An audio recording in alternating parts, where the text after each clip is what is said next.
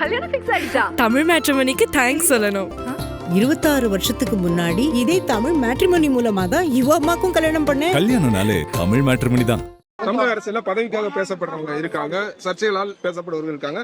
வெகு சிலர் மட்டும்தான் என்ன செஞ்சாலும் எங்க இருந்தாலும் கவனிக்கப்படுகிறாங்க. அந்த இடத்துல திரு செந்தில் பாலாஜி இருக்கிறாரு அப்படின்னு பொதுவா பரவலா பார்க்கப்படுது இல்லையா? சார், நம்ம வேலையை நம்ம செய்யறோம். எல்லாரும் அவங்க வேலையை செய்யறாங்க. எதிர்கட்சியா இருக்கட்டும், அவங்க வேலையை அவங்க செய்யறாங்க. நம்மளுடைய வேலையை நம்ம செய்யறோம். நம்ம இயக்கத்திற்கான பணிகளை செய்யறோம். எங்க பொறுப்பு கொடுக்குறாங்களோ அந்த பொறுப்பை ஏற்று செயல்படுத்துறோம். இப்ப கரூர்ல ஜெயிச்சு அங்க அமைச்சராக இருந்தோம். கோவையினுடைய பொறுப்பு அமைச்சராக பணியாற்றக்கூடிய வாய்ப்பு முதலமைச்சர் கொடுத்தாங்க. இங்க வந்து கடந்த 4 வருஷமா பணியாற்றணும். முதலமைச்சருடைய திட்டங்களை கொண்டு வந்து சேர்த்தோம். இங்க இருக்கிற கோரிக்கையில முதலமைச்சர்கிட்ட சொன்னோம். முதலமைச்சர் அதெல்லாம் செஞ்சு கொடுத்தாங்க. கோவை இப்ப வளர்ச்சி பெற்ற ஒரு மாவட்டமாக பல்வேறு சிறப்பு திட்டங்களை முதலமைச்சர் கொடுத்திருக்காங்க. அதனால கிடைக்கக்கூடிய வாய்ப்புகளை பயன்படுத்தி எந்த இடத்தில் பொறுப்பை கொடுக்கின்றார்களோ அந்த பொறுப்பு கேட்டார் போல் செயல்பட வேண்டும் என்பது என்னுடைய எண்ணம். அதற்கேட்டார் போல் நான் செயல்பட்டு ஏன் இந்த கேள்வி அப்படின்னா, இப்ப உங்கள் மீது நிறைய வழக்குகள் இருந்தது. இடியில இருந்து நிறைய வழக்குல இல்ல சார், ஒரே ஒரு வழக்கு இருக்கு. ஒரே ஒரு வழக்கு இருக்கு. அதுவும் எடப்பாடியால் போடப்பட்ட வழக்கு. வேற யாரும் போடலாம் அந்த வழக்கு. இப்ப கரூர் விசாரணைக்கு போயிட்டு விசாரணைனா ஒரு என்கொயரியா உங்களை கூப்பிட்டு போயிட்டு இருந்தாங்க. இந்த மாதிரி தொடர்ச்சியா செந்தில் பாலாஜி குறிவைக்கப்படுகிறாருன்னு கேட்கிறேன். அதாவது அது நான் குறி வைக்கிறதா பார்க்கல. கரூர் சம்பவம்னா வந்து என்ன நடந்ததுங்கிறத விசாரிக்கிறதுக்காக கூப்பிட்டாங்க. நான் போய் என்ன நடந்துச்சுங்கிறத நாங்க இருந்து போய் பார்த்ததுனால என்ன கூப்பிட்டு கேட்டாங்க. நான் அதுக்கான பதில சொல்லியிருக்கிறேன். நான் கரூர் சம்பவத்தை பொறுத்தவரைக்கும் உண்மையில என்னதான் நடந்தது?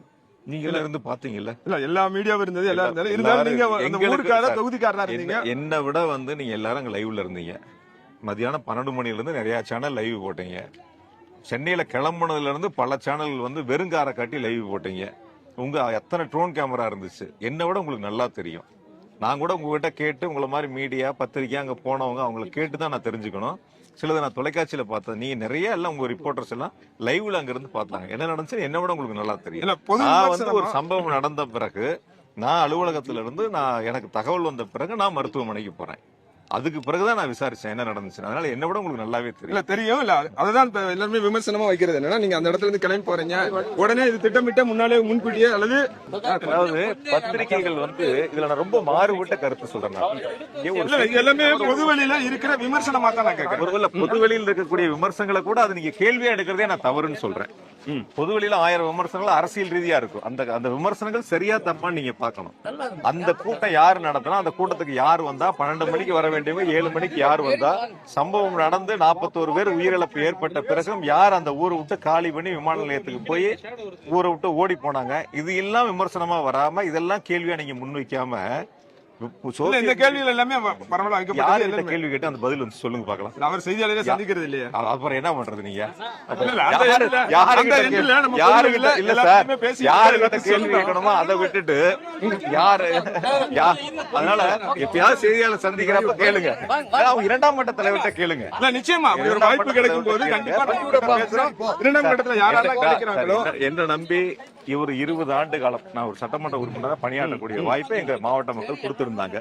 அவங்களுக்கு ஒரு பாதிப்புங்கிறப்ப மத்தவங்க மாதிரி நான் ஓடி போக முடியாது இல்ல. கண்டிப்பா நான் போய் பார்க்கணும் இல்ல. அந்த வகையில நான் போய் பார்த்தேன். நான் மட்டும் போகல, எல்லா அரசியல் இயக்கங்களுடைய தலைவர்களும் போனாங்க. எல்லா அரசியல் கட்சியினுடைய தலைவர்களும் வந்து பார்த்தாங்க. அதனால வந்து நீங்க அது வந்து பாதிக்கப்பட்ட மக்கள் யாரா இருந்தாலும் நான் போவேன். அந்த சம்பவம் மட்டும் இல்ல, எந்த சம்பவமா இருந்தாலும் நான் போய் தான் பார்ப்பேன். நான் ஏன் திரும்ப அந்த கேள்வி கேட்டேன்னா, தொடர்ச்சி இப்போ நீங்க செய்யற நீங்க கரூர் போனீங்க, உங்களை சுத்தி பண்ண எல்லா அமைச்சருமே பணக்கார எல்லாமே கேள்விக்குள்ளாக்கப்பட்டது. மீடியா உடனே நீங்க முன்கூட்டியே போறீங்க வைக்கிறீங்கன்ற விமர்சனங்கள் எல்லாம் பொதுவெளியில இருந்தது. நீங்க லைவ்ல பாத்தீங்க, நீங்க லைவ் போட்டீங்க, அங்க என்ன நடந்துச்சுன்னு உங்களுக்கு தெரியும். அப்ப அந்த கேள்வி யாருகிட்ட வைக்கணும்? ஏன் நீங்க 12 மணிக்கு பாருன்னு சொல்லிட்டு 7 மணிக்கு வந்தீங்க? ஏன் டிசம்பர் மாசம் நடத்த வேண்டிய கூட்டத்தை செப்டம்பர் மாசம் நடத்துனீங்க? ஏன் சம்பவம் நடந்த பிறகு யாரும் உங்க கட்சியிலிருந்து போய் பார்க்கல? ஏன் பாதிக்கப்பட்ட பிறகு உங்க கட்சி தலைவர் வந்து திருச்சி விமான நிலையத்துல கேள்வி கேட்ட பொழுது திரும்பி பார்க்காம யார் போனா? இது எல்லாம் அங்க கேட்க வேண்டிய கேள்விகளை பாதிக்கப்பட்ட மக்களை, எங்க ஊர மக்களை நாங்க போய் அரசு மருத்துவமனையில காப்பாத்தி அரசாங்கம் அந்த நடவடிக்கை எடுத்து முதலமைச்சர் வந்து பார்த்து பல்வேறு உயிர்களை காப்பாத்துறவங்களுடைய கருத்துக்களை வந்து நீங்க அது வேற மாதிரி வந்து இது ஏன் நீங்க முன்னாடி போனீங்க பின்னாடி போனீங்கன்னா ஒரு விஷயம், இங்க இருக்கிற யாராவதோ ரோட்ல யாராவதோ போகும்போது ஒரு பாதிப்பு ஏற்பட்டால் நின்று அவங்களை காப்பாத்துவேன். அது என்னுடைய மனப்பான்மை, அது என்னுடைய இயல்பு, அது என் தொகுதி மக்கள். நான் 20 வருஷம் அவங்களோட பழகி இருக்கேன். என் தொகுதி மக்கள் இப்ப பாதிக்கப்படும் போது நான் போக தான் செய்வேன்.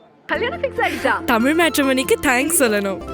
26 வருஷத்துக்கு முன்னாடி இதே தமிழ் மேட்ரிமோனி மூலமா தான் இவ அம்மாக்கும் கல்யாணம் பண்ணேன். கல்யாணம்னாலே தமிழ் மேட்ரிமோனி தான்.